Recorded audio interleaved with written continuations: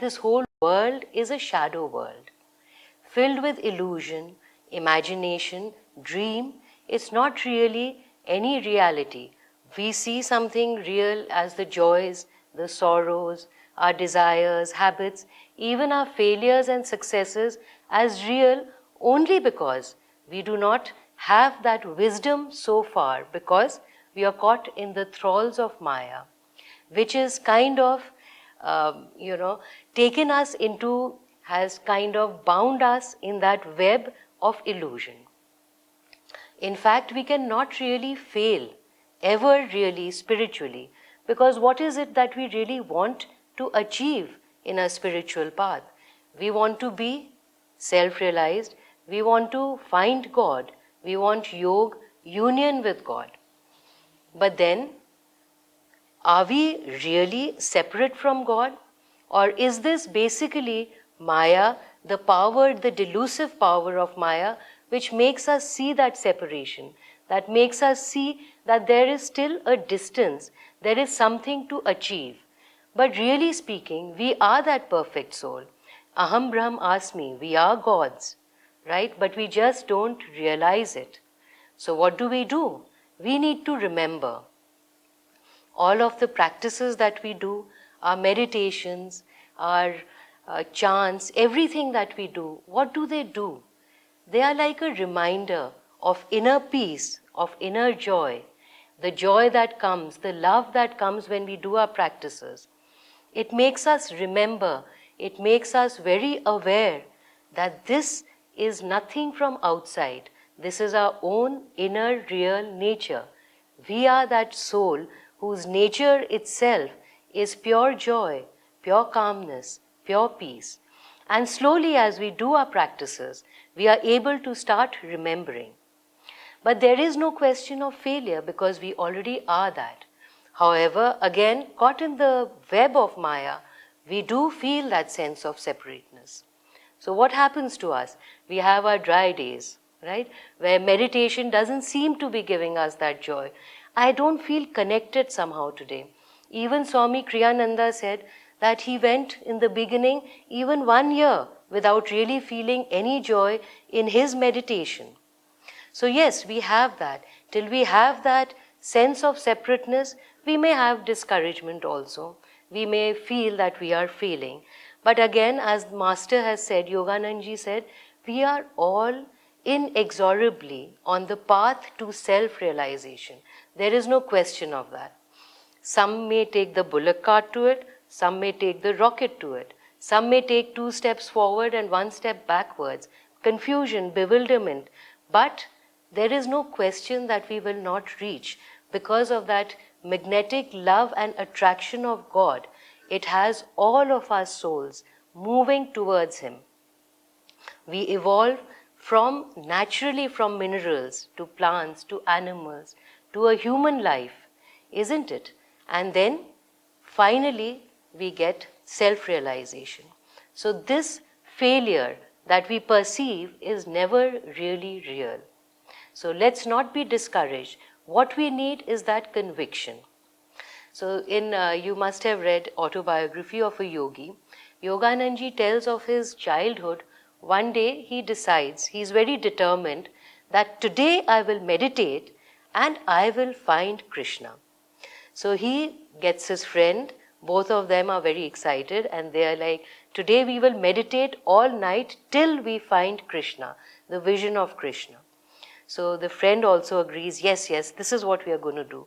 And both sit in that little attic room determined to find God, to get a vision of Krishna that day. So a long time goes by, long hours, almost dawn approaches, but they are not given the vision of Krishna. So the friend now starts to have doubts. He starts to think, oh, maybe, this is probably what he thinks, maybe this is never going to happen. This is not really true. After all, what do we have to go on? Just, some books, some words of somebody. So maybe Krishna doesn't really appear like that. And he tells Yogananji, let's go, it's almost dawn, it's time to sleep. So Yogananji says, no, you go if you want to. I will not move from here till God comes to me. And after another little while, finally, Yogananji gets that vision of Krishna that he was looking for. And then he touches the chest of his friend, taps the friend's chest, and he also has that vision. So, what do? Success can only come from trying. The minute we stop trying, there is only failure. And as Lahiri Mahashaya said, Banat Banat Banjai. As we keep trying, we keep on trying, it will just come to us. So let's not give up. In fact, all these tests, challenges that come on our path, these failures, so-called failures and setbacks, what are they? They are actually guiding posts for us. Paramhans Yogananji said that the smooth life is not a victorious life. So face your challenges, face your tests with equanimity. He says, keep trying, because only if you stop trying do you fail. And he also said, even if you stray or you feel that you have a temporary setback, I will always forgive you. In fact, I will give you so much of my good karma that you will easily overcome it. So this is what the masters have promised us. These temporary setbacks, they are really nothing. They are actually, the best teachers. Why do these masters say that do not have a smooth life? One would think that we've come on this path now. Now everything is going to be smooth and happy. The Guru is going to protect us. God is going to protect us. But the Guru himself says, smooth life is not a victorious life. So what does he want us to suffer? What is he really trying to tell us? But really think about it. The challenges are your biggest teachers, aren't they? So they are our best friends. Our challenges, setbacks, what we get, these tests that happen around us, situations, people, they are our best friends. So some time back, some years back, I had started on the spiritual path. Quite a bit after that, my meditations were regular and I was feeling good and connected. And then this relationship, came up. It had never been the best from the beginning, but it suddenly came to a head. I mean, there was a lot of unpleasantness created. And I'm like, everything is going so well with me spiritually. How could this happen to me? And what does this mean? And I was feeling that I was the right one in this relationship. So I was very self-righteous and justified. So I didn't even try to quell the situation, So I allowed that situation to become worse, probably, to a certain extent, and unpleasantness. But then it was like, nothing, there was no solution to it, because I felt that why should I do anything? It's the other person's fault. So now this kind of situation continued. But then it did force me to introspect to a certain extent. And as it continued, over months this went on, and it forced me to introspect, and somewhere, the ball dropped. And I started to realize that overtly, maybe it feels that it's this person's fault, but actually, am I not at all responsible for it? And slowly we start to realize that whichever situation, whichever relationship we are in, it is our responsibility as well. Because we have started it at some point of time in this life or maybe even previous lives. So my attitude, I started to work on that. And the attitude, when it started changing, I saw suddenly that I was much better with that person, and in return the person also became much better. And today I can say, with all this, today we are very good friends. And those irritants and minor angers and things are now quite subsided.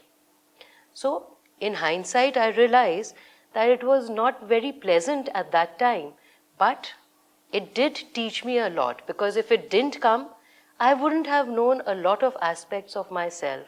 I wouldn't have had the wisdom. It would have probably been swept under the carpet, right? What exactly we are, how to work on these vrittis, Guru's help as we do our practices. We need these, wake up alarms also once in a while. So the idea is that when we have these tests, challenges, then what do? We need to be we have a firm conviction. We do not stop trusting, remove our doubts, be courageous and face up to all of them. And also, most importantly, what the gurus have told us, even though they don't make sense, I don't feel connected, I don't feel like doing, this is our raft. This is what we need to continue doing, because we may not even be able to see the big picture. So there's this story in our scriptures that comes up. There's a rishi who's grappling with a demon. And finally, the rishi is tired of him and he takes out his kamandal to take out the water to curse him. And the demon disappears and he goes into the water. From the water, the voice comes, now what will you do? I am in the water now. So this is exactly what Maya does, delusion, ignorance, in whatever actions and thoughts that we have. Already that delusive power is present. So we need this raft of the Guru's teachings, the practices that we have, to be able to overcome. Maybe we don't even understand, but to overcome it, we need to constantly practice, because we do not know where this is leading. Again, in Autobiography of a Yogi, there was a story about Yogananji when he was with his guru in his younger days, right? He was spending time in the ashram. And I think definitely Yogananji was his favorite disciple, though he never mentions it there. Then Kumar comes along, another boy, and he's very quick-witted and intelligent, and suddenly Yukteswarji seems to be he seems to be his favorite. And Yogananji himself says, I was a little slower in my ways. So now Yukteswarji takes away the responsibilities of the ashram and all the monks from Yogananji and says, now you go and clean the ashram, let Kumar handle this. So Yogananji says, fine. So all those people who used to, go to Yogananji for advice came to him and said, this is just unfair. This Kumar is, Guru is being very unfair with you. How can he just do something like that? How can he just take away your responsibility, take you away from this position of charge? And Kumar, what does he do? He enjoys this, this sudden power that he gets, and he tells Yogananji, clean my shoes, and he's very dictatorial with all of the people. So everyone is very angry with him and go to Yogananji. But Yogananji says, you do what you want, but I'm not going to leave my guru, because they suggest, let's go, we'll follow you wherever you go, because I think guru is being unfair. So Yogananji said, I have not come here for position. I had a very good job which I could have done. I have come here to learn, to handle my ego, to be able to get rid and understand and obey what my guru is saying to me. So I'm going to stay here, you can do what you want.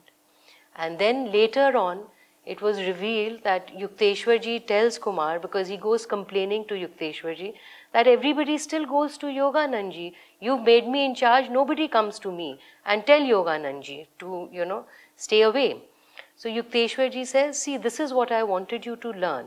Despite taking away his power, he still became even more humble, while you, when you got the power, became so proud, and that you actually asked him to clean your shoes.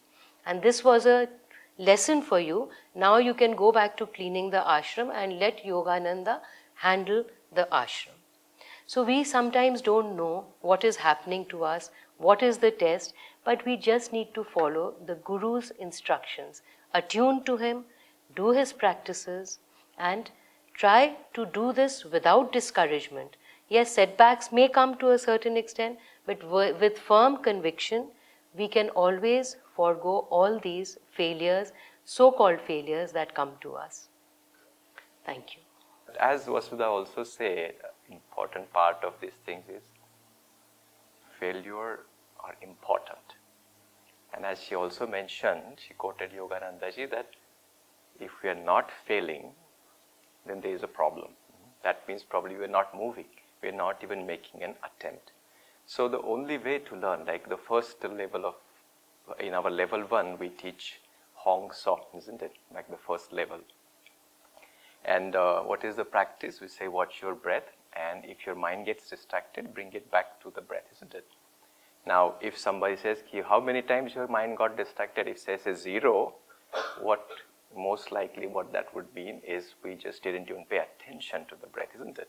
Right? So the success criteria, even in the first meditation class that we teach, is we catch when it gets distracted. So the success is catching, meaning when we fail, we learn and we do better. And that's, I think, the essence of this whole thing also. Is God, can God fail? If I ask a question like that, what would we say? No, of course, God can't fail. And as we all say, like we are also children of God, meaning we are also made in that perfection. So how can we fail, isn't it?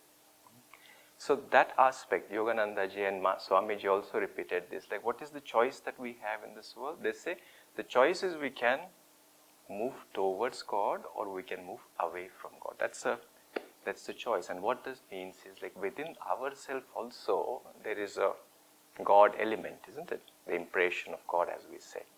So if we are acting from that space, it is infallible. What's on the other side? Actually, other side is most of the time what we say, I, isn't it? My preferences, my likes, my dislikes, my projections. We many times say, tell me what is your point of view? And we all have our points of view, isn't it? And it's good to ask, but as a spiritual practitioner, what will be the subsequent or follow-up questions? You say, that's a good point of view. Now, what is the basis of your point of view? And as a practitioner, we also look at why am I so? I said I have this conviction, but where does it come from? Because if it does not come from a very stable ground, then there is no point of having that strong conviction, isn't it? If we just look ourselves in like 20 years ago or 10 years ago, what we believe to be true is not true anymore. We have evolved now, we say. But the same theory, what we hold very, very, very strongly true today, may be different. Because the only wisdom in this case is it really true? My foundation, is it really, really, really strong? And that's the important part. So this other part of, as I think Vasudha also mentioned about this, like our preferences, our projections and our, how do you say it, samskars in some ways, have a lot of things to say. And these are the ones we sort of cloud it. A funny thing I'll tell you. I used to visit a saint, this was many years ago. He was also a Kriya Yogi and sort of similar age as Swamiji as well. And we also used to take pilgrimages to his place as well. And very simple setup it was, like an ashram, and then evening there used to be kirtan. And I was very new, so there was every time with the newness comes a sense of purity, sense of simplicity, sense of openness, a grace you may say. So I was in that phase, so I would just go and then sit. And I didn't have any questions or doubt. No, that was like a honeymoon period of my spirituality, if I may say. But so one of those times when what happened is I was just doing the kirtan and I used to watch him, also look at him, listen to him, whatever he's trying to say. So one of those times, I was looking and he also looked. And our eyes sort of locked, just for a moment. And he sort of smiled while staring into my eyes. And something happened. I said, not like I didn't go into an ecstasy or anything, so don't go too far, but it was very beautiful. I had never experienced that like that. And again, it was just a glance, maybe a few seconds, and I said, beautiful. Not that I got ecstatic or anything like that. And then he looked elsewhere, and then the satsang continued. Now, that moment was over, but all these other factors, just I mentioned, my samskars, my preferences, like, how did that happen? We should have that again and again. And since then, every time I'm sort of looking, can you look into my eyes? And he knew what is happening. So he wouldn't look at that. And at times he would also glance, but not in the same way. And finally, in one of the satsang, he said, like, he keeps looking into my eyes. And then I dropped it. See, it sounds like an innocent story, and it is, but also there is this, you will see this energy within ourselves to like sort of grasp it, hold it, crave it. We say now we have become spiritual. What that means is I can't, or not, I don't crave for the worldly possessions anymore. No? It doesn't matter how. I have a car, it's okay, but I don't want a big car or a big house or a beautiful wife or a husband. But, you see, that's the first stage. But then we, as a practitioner, when we look, see, even here in this example, there was still this craving, the sense of holding. Now I have left all of this, and I have given myself to this path. I can get that a little more frequently, that would be better, isn't it? Maybe once a day, that glance can come and then keep giving me that joy.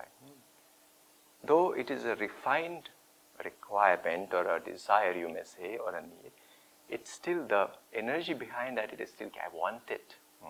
There's a sense of incompleteness. It still says, ki, I am a son of God, that's okay. But this would actually make me fulfilled more. So that as long as there is craving, we choose something else. We don't choose to be the son of God, as we say. Instead, we go into the other direction. If I ask you, go home, this would be much more fun to do like in a workshop. But we'll make a list of things. If you say, when do you feel that you felt like the grace of God or grace of Guru, as we say? You can make a list of like a top 3 times when I felt, yeah, that was grace. And also in the next column, write out 3 times when you felt like this is just hopeless. No? God has left me. And there is no grace absolutely whatsoever. Make an exercise. But I'm not going to give you time to do that. So that's like one way to look at it. Now I say, look at both these.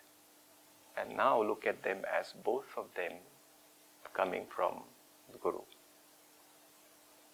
as a grace. She was talking about promise of Yogananda, where he says, ki, smooth life is not a victorious life. Sometimes when we talk about grace, or sometimes when we talk about love of the Guru, Yogananda ji, we call him Premavatar. Well, none of us probably have opportunity to see him in the physical body. But as a result, our mind will say, oh, Premavatar, and he will just come and says, yes, my child, please come and sit. Isn't it? That sort of, he won't be there to scold us, but did he? Did he? Yes. Swamiji also, and you can ask Keshwa how Swamiji was. We always look at the smiling face of Swamiji on video, but when it came to serious work or something that he felt was relevant for his students to listen, he became stern. What kind of a love is that? No? Is it? No, it is love too. Some of you probably are parents, or we all are children of our parents, and then we all love each other, yet don't we become stern? Don't we become strong at times? Don't we scold our children? Don't we have not we been scolded too? Now, is there love underneath there or not? Yes. Love doesn't have to be an expression every time, but love is the foundation on which the expression could at times also be anger. But as long as there is a foundation which is love, which is what the masters are. And even when we talk about the grace or the easy period or grace period or difficult period, what is underneath of it? That is the love of God, isn't it? And from there, everything comes. And moment we hold on to this insight, what happens? We are choosing now to be the Son of God. Son of God doesn't need to beg. Yogananda ji never says, pray, please give me God. He says, demand. Because the Son of God has only needs. I need to satisfy this as your willing instrument for what do you want me to do in this moment today. That may be convenient, that may fit into my own definition of preferences, even as a wonderful disciple, but only what he says to us is the final and complete reality. And the more we accept that and more we tune into that, leaving our preferences aside, you will see what we actually need comes to us much more fulfilling way. And that is the life lived in God. That is the life in service to our Guru.